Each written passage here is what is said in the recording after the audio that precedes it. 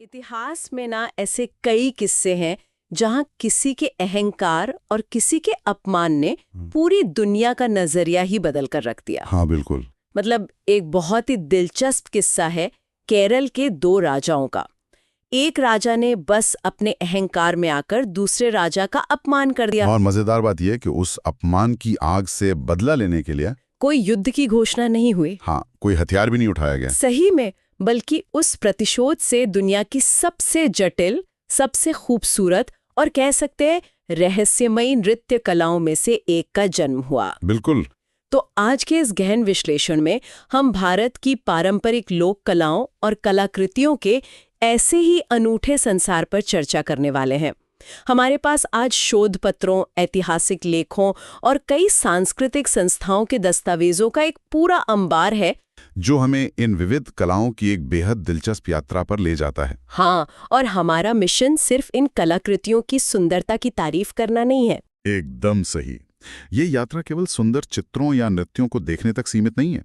अगर हम इसे बड़े संदर्भ से जोड़े ना, तो ये समझना बहुत जरूरी है कि कैसे सदियों पहले के लोगों ने बिना किसी आधुनिक तकनीक के, मतलब बिना किसी गैजेट्स के, हाँ बिना गैजेट्स के, अपनी मिट्टी की दीवारों, लकड़ी के टुकड़ों और यहाँ तक कि अपने शरीर की मुद्राओं के जरिए इतिहास, पौराणिक कथाओं और जीवन के सबसे गहरे दर्शन को सहेज कर रखा था। बिल्कुल।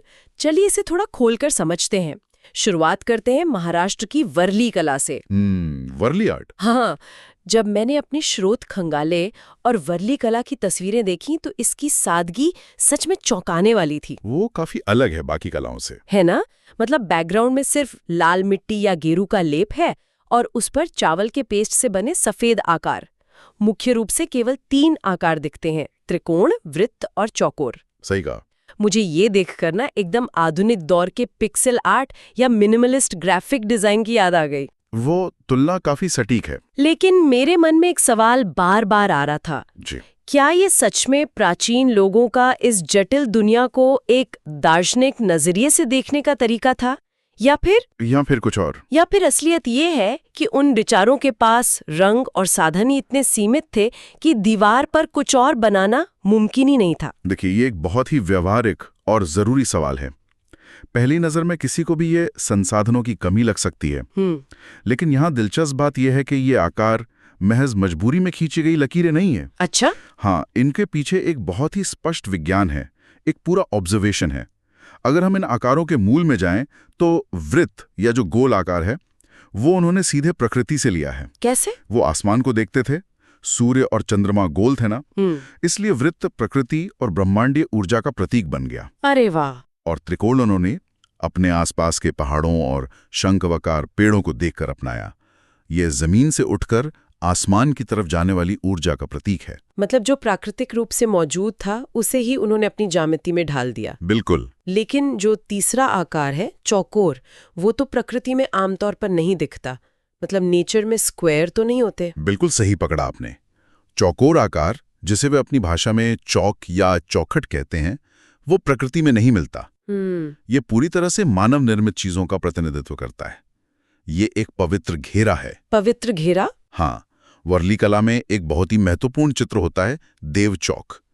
इसके अंदर मातृत्व और भाईचारे की देवी पालघाट को दर्शाया जाता है। यानी चौकोर आकार सुरक्षा, घर और समाज का प्रतीक है। क्या बात है! और इससे भी ज्यादा हैरान करने वाली बात है इंसानों और जानवरों को दर्शाने का उनका तरीका। वे 2 त्रिकोणों को उनके शीर्ष यानी कोनों पर उल्टा जोड़ते। हाँ, मैंने देखा है। एक सीधा त्रिकोण और उसके ऊपर एक उल्टा त्रिकोण जो एकदम पेट के पास एक बिंदु पर मिलते हैं। सही कहा। ये केवल एक शरीर की आकृति नहीं है। ऊपरी त्रिकोण धड़ है और निचला त्रिकोण श्रोणी या पेल्विस है। अच्छा। उनका उस एक बिंदु पर मिलना गुरुत्वाकर्षण के केंद्र को दर्शाता है। Centre of gravity. बिल्कुल। यह ब्रह्मांड के संतुलन को दर्शाता है। अगर वो संतुलन जरा सा भी बिगड़े तो जीवन खत्म हो जाएगा। तो ये महज संसाधनों की कमी नहीं थी। ये भौतिकी और अध्यात्म को एक साथ दीवार पर उकेरने की कला थी। गजब! हाँ, ये सच में नजरिया बदल देने वाली बात है, स्थिर आकारों से ऐसा संतुलन दर्शाना।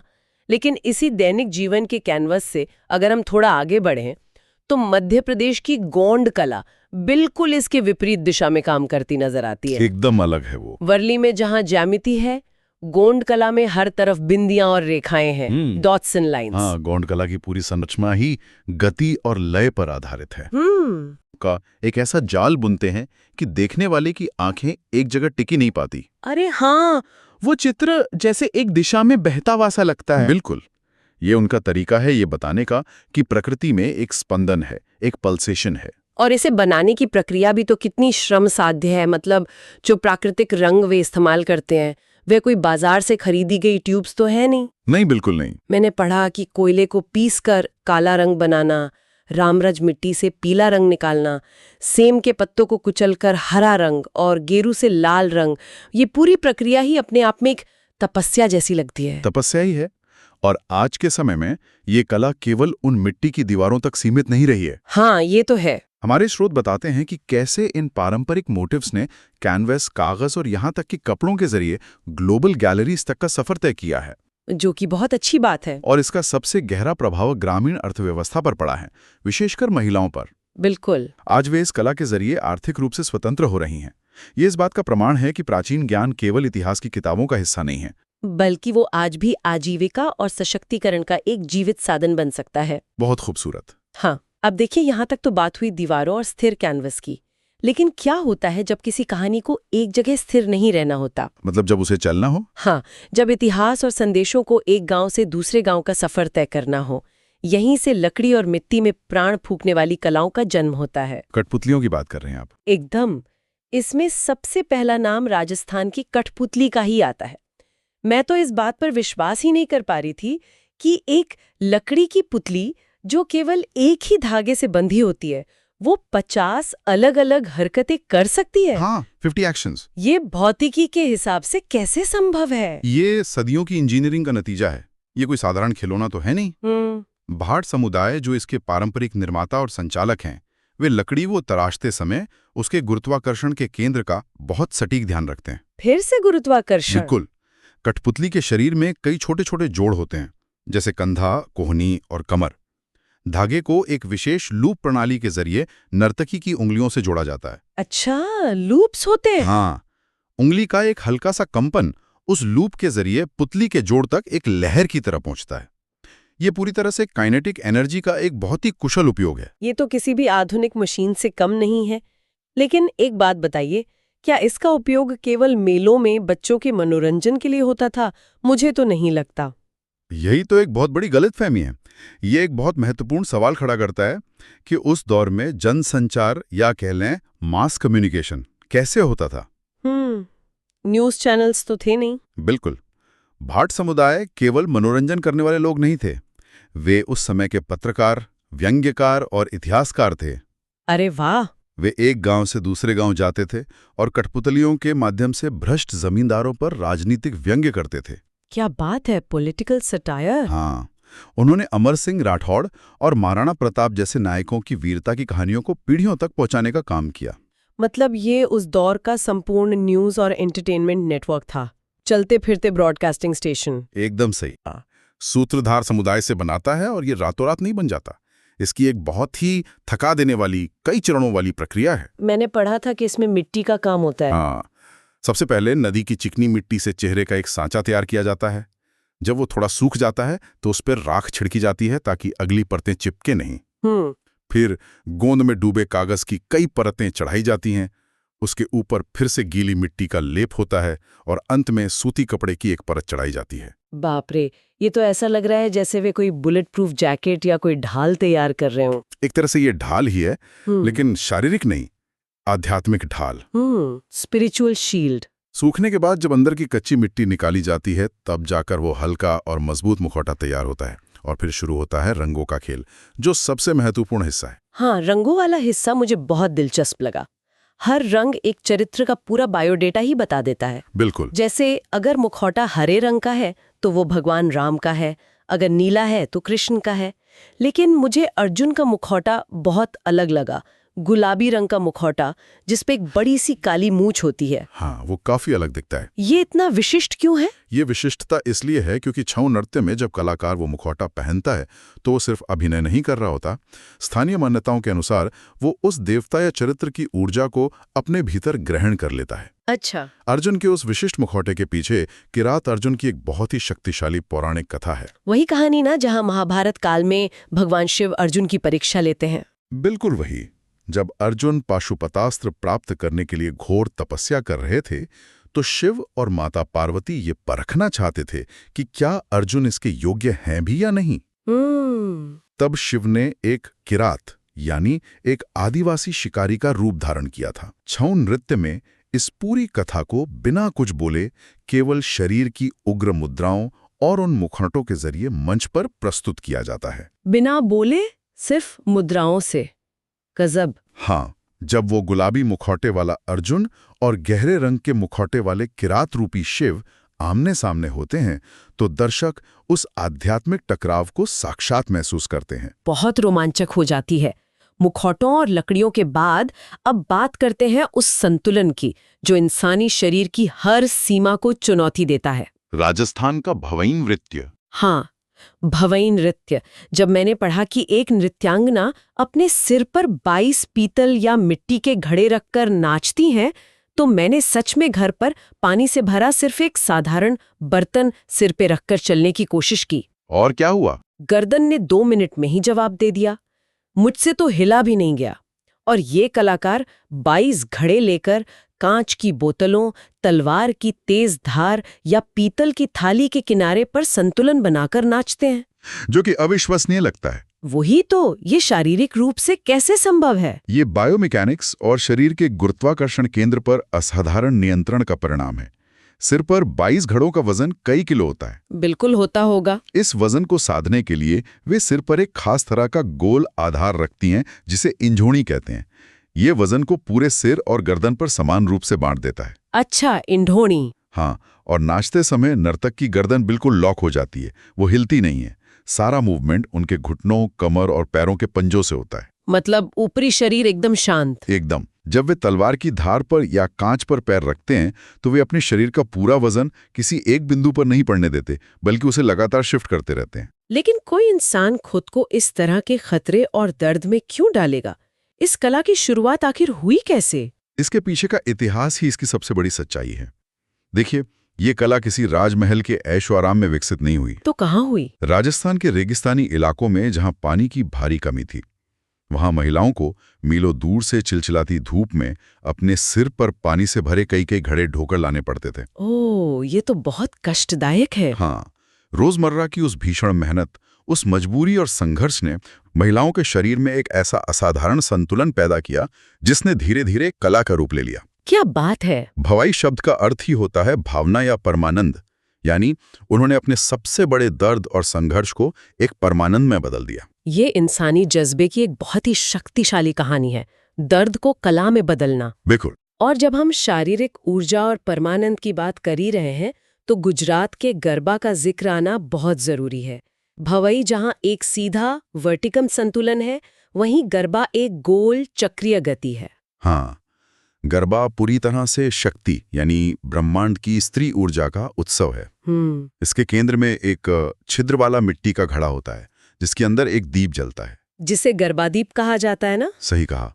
ये घड़ा मानव शरीर का और वो दीप उस शुद्ध ऊर्जा या आत्मा का प्रतीक है। नर्तक इस दीप के चारों ओर वामावर्त यानी एंटी क्लॉकवाइज दिशा में गोल घेरे में नाचते हैं। एंटी क्लॉकवाइज ही क्यों? क्योंकि ये गोल घेरा जीवन, मृत्यु और पुनर्जन्म के निरंतर चलते रहने वाले चक्र को दर्शाता है। लेकिन जो बात मुझे हमारे स्रोत में सबसे ज्यादा उभर कर सामने आई वो है इसका सामाजिक ढांचा। हाँ, वो बहुत खास है। गरबा सिर्फ एक धार्मिक अनुष्ठान नहीं है। ये कितना समावेशी है, मतलब कितना इंक्लूसिव है, इस पर यूनेस्को के दस्तावेज भी मुहर लगाते हैं। बिल्कुल लगाते हैं। इस नृत्य में उम्र, धर्म या जेंडर की कोई सीमा नहीं है। एक ही घेरे में छोटे बच्चे, बुजुर्ग और यहाँ तक कि ट्रांसजेंडर समुदाय के लोग भी पूरी आजादी और उत्साह के साथ कदम से कदम मिलाकर नाचते हैं। ये एक बहुत ही महत्वपूर्ण सामाजिक टिप्पणी है। Yes. आज के आधुनिक समाज में हम लगातार लोगों को अलग अलग वर्गों, डिब्बों या श्रेणियों में बांटने की कोशिश करते हैं। हाँ, हम हमेशा बॉक्स में फिट करना चाहते हैं सबको। लेकिन हमारी ये पारंपरिक लोक कलाएं सदियों से जोड़ने का काम करती आई हैं। गरबा के उस विशाल घेरे में कोई बड़ा या छोटा नहीं होता, सब एक ही लय का हिस्सा बन जाते हैं। ये सच में एक बहुत ही खूबसूरत विचार है। अच्छा, इन सभी कलाओं और नृत्यों का अध्ययन करते हुए मुझे एक बहुत ही स्पष्ट पैटर्न दिखाई दिया। कैसा पैटर्न? भारत की अधिकांश नृत्य कलाएं, चाहे वे लोक हों या शास्त्रीय, उनके केंद्र में अक्सर पौराणिक कथाएं ही होती हैं, और विशेष रूप से राधा और कृष्ण के प्रेम की कथाएं। ऐसा क्यों है कि हर कला अंततः उसी बिंदु पर आके रुकती है? ये एक बहुत गहरा सवाल है। इसके पीछे भारतीय सौंदर्य शास्त्र का एक बहुत गहरा सिद्धांत काम करता है, जिसे हम रस कहते हैं। नवरस जो होते हैं। हाँ, नवरस यानी 9 मानवीय भावनाएं। इन 9 रसों में सबसे प्रमुख माना जाता है श्रृंगार रस, जो प्रेम, आकर्षण और सौंदर्य का रस है। जब हम राधा और कृष्ण के प्रेम की बात करते हैं तो कला के नजरिए से वो केवल 2 व्यक्तियों का भौतिक प्रेम नहीं है। तो फिर क्या है? कृष्ण परमात्मा का प्रतीक है और राधा जीवात्मा का। उनके मिलन की तड़प दरअसल एक इंसान की उस परम सत्य तक पहुंचने की तड़प है।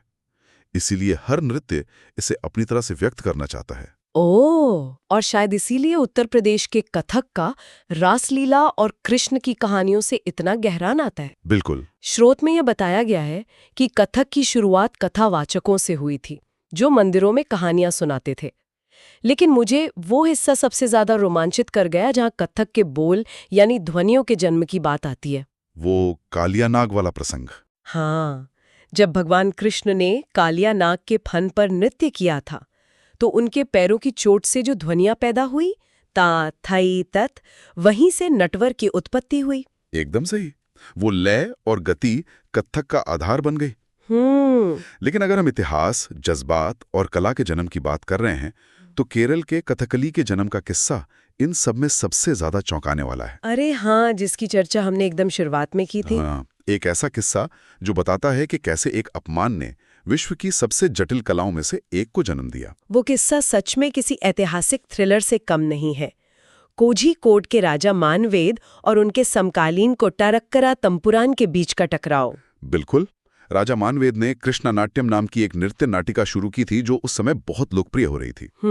तो कोट्टारक्करा तंपुरान ने अपने यहाँ एक उत्सव के लिए राजा मानवेद से अनुरोध किया कि वे अपनी कृष्णा नाट्यम मंडली को उनके राज्य में प्रदर्शन के लिए भेजें। एक आमंत्रण था बस। हाँ, लेकिन मानवेद ने अहंकार में चूर होकर न केवल इस अनुरोध को ठुकरा दिया बल्कि एक बहुत बड़ा अपमान भी किया। क्या कहा था उन्होंने? उन्होंने कहा कि दक्षिण में कोई भी इतना समझदार या कला प्रेमी है ही नहीं जो कृष्णाट्टम जैसी उच्च कोटि की कला को समझ सके या उसका आनंद ले सके। बाप रे, ये तो सीधे सीधे उनकी बुद्धिमत्ता और संस्कृति पर हमला था। बिल्कुल।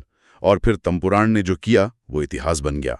उन्होंने कोई युद्ध नहीं लड़ा बल्कि उस अपमान का बदला लेने के लिए खुद की एक नई कला का आविष्कार कर डाला। अमेजिंग। उन्होंने रामायण की कथा को 8 हिस्सों में बांटा और रामानाट्यम की शुरुआत की। और यही रामानाट्यम समय के साथ और ज्यादा परिष्कृत होकर आज का कथकली बन गया। जी हाँ। ये एक अद्भुत उदाहरण है कि कैसे क्रोध और अपमान जैसी नकारात्मक भावनाओं को एक बहुत ही रचनात्मक और स्थायी दिशा दी जा सकती है। बिल्कुल। और कथकली आज विश्व प्रसिद्ध है। और कथकली का वो जो भारी भरकम परिधान और रंगीन मेकअप है वो भी अपने आप में एक पूरी डिक्शनरी है। डिक्शनरी कैसे? मतलब कलाकार मंच पर एक शब्द नहीं बोलता लेकिन उसके चेहरे के रंग सब कुछ कह देते हैं। हाँ, वो तो है। मैंने पढ़ा कि पच्छा यानी हरा रंग सात्विक गुणों और नायक का प्रतीक है। काठी और कारी जिसमें लाल और काले रंग की प्रधानता होती है वो राजसिक और तामसिक यानी दुष्ट और क्रूर प्रवृत्तियों को दर्शाता है। सही। बिना कोई संवाद बोले केवल गालों पर लगे रंगों और आंखों की हरकतों से अच्छाई और बुराई का पूरा युद्ध मंच पर लड़ लिया जाता है। यही इन कलाओं की असली ताकत है। भाव, मुद्राएं, रंग और संगीत मिलकर संवाद का एक ऐसा स्तर बनाते हैं जो भाषा की सीमाओं को तोड़कर सीधे आत्मा से जोड़ता है। तो इन सब का क्या अर्थ है? आज हमने वर्ली के उन ज्यामितीय आकारों से शुरुआत की जो ब्रह्मांड का संतुलन बताते हैं। फिर हम लकड़ी की कठपुतलियों के विज्ञान से होते हुए छौ के मुखौटों की निर्माण प्रक्रिया तक गए। उस ऐतिहासिक प्रतिशोध को देखा। ये पूरी यात्रा हमें इंसान होने के बारे में क्या सिखाती है? ये हमें सिखाती है कि हमारे पूर्वज केवल जीवित रहने की जद्दोजहद नहीं कर रहे थे।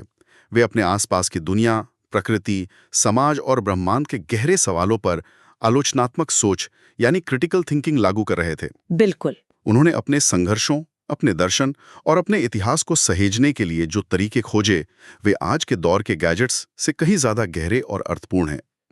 सूचनाओं की बाढ़ वाले इस युग में इन कलाओं में छिपे उस ठहराव और संदेश को समझना ही सबसे मूल्यवान ज्ञान है। और ये बात ना एक बहुत ही गहरा सवाल छोड़ जाती है। आज हम अपनी यादों, अपने इतिहास और अपने सबसे जरूरी दस्तावेजों को सहेजने के लिए पूरी तरह से डिजिटल क्लाउड, सर्वर और हार्ड ड्राइव्स पर निर्भर हो चुके हैं। हाँ, हमें लगता है कि ये सबसे सुरक्षित तरीका है। लेकिन जरा एक ऐसी स्थिति की कल्पना कीजिए जहां कल कोई बहुत बड़ी तकनीकी आपदा आ जाए, कोई ऐसा सोलर फ्लेयर या पावर ग्रिड फेलियर हो जाए कि दुनिया का सारा इंटरनेट और डिजिटल डेटा एक झटके में हमेशा के लिए मिट जाए। ये तो बहुत ही डरावना ख्याल है ना? तब क्या होगा? क्या हमारी इस आधुनिक पीढ़ी के पास कोई भी ऐसा जरिया बचेगा जो 1000 साल बाद आने वाली पीढ़ियों को ये बता सके कि हम कौन थे, हमारी कहानियां क्या थीं? शायद कुछ भी नहीं। यही सोचने वाली बात है कि कहीं ऐसा तो नहीं कि वो लाल मिट्टी की दीवारें, वो धागों से बंधी लकड़ी की कठपुतलियां और मानव शरीर की वो थिरकती मुद्राएं ही असल में सबसे ज्यादा फ्यूचर प्रूफ तकनीक थी। एक ऐसा डेटाबेस जिसे कोई वायरस करप्ट नहीं कर सकता और जिसे डिलीट करने के लिए इंसानियत को खुद को मिटाना पड़ेगा। ये वास्तव में एक ऐसा विचार है जो मानव सभ्यता और तकनीक की हमारी समझ को पूरी तरह से पलट कर रख देता है। इसी विचार के साथ हमारी ये सांस्कृतिक यात्रा यहीं समाप्त होती है। इतिहास और कला के ऐसे ही अनछुए पहलुओं के साथ फिर मिलेंगे।